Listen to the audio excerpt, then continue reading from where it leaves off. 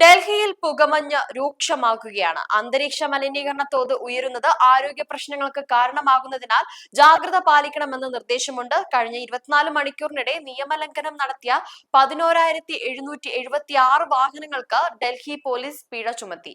മലിനീകരണ സർട്ടിഫിക്കറ്റ് ഇല്ലാത്ത വാഹനങ്ങൾക്ക് ഇന്ധനം നൽകില്ലെന്നും അധികൃതർ അറിയിച്ചു.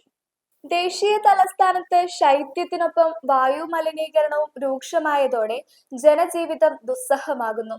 ഇന്ന് പുലർച്ചെ നഗരത്തിലെ പല ഭാഗങ്ങളിലും വായു നിലവാര സൂചിക 400-ന് മുകളിൽ രേഖപ്പെടുത്തി.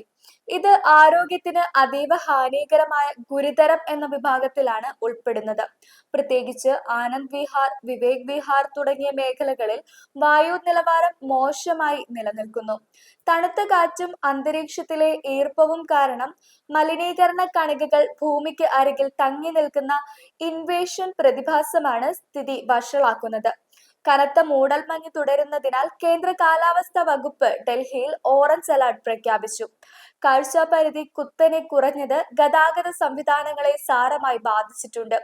ഇന്ദിരാഗാന്ധി അന്താരാഷ്ട്ര വിമാനത്താവളത്തിൽ നിന്നുമുള്ള 170-ലധികം വിമാനങ്ങൾ റദ്ദാക്കുകയും 500-ഓളം വിമാനങ്ങൾ വൈകിപ്പിക്കുകയും ചെയ്തു.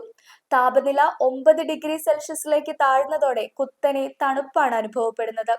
വായു നിലവാരം മെച്ചപ്പെടാത്ത സാഹചര്യത്തിൽ പുറത്തിറങ്ങുന്നവർ മാസ്ക് ധരിക്കണമെന്നും ശ്വാസകോശ സംബന്ധമായ അസുഖമുള്ളവർ ജാഗ്രത പാലിക്കണമെന്നും അധികൃതർ അറിയിച്ചു.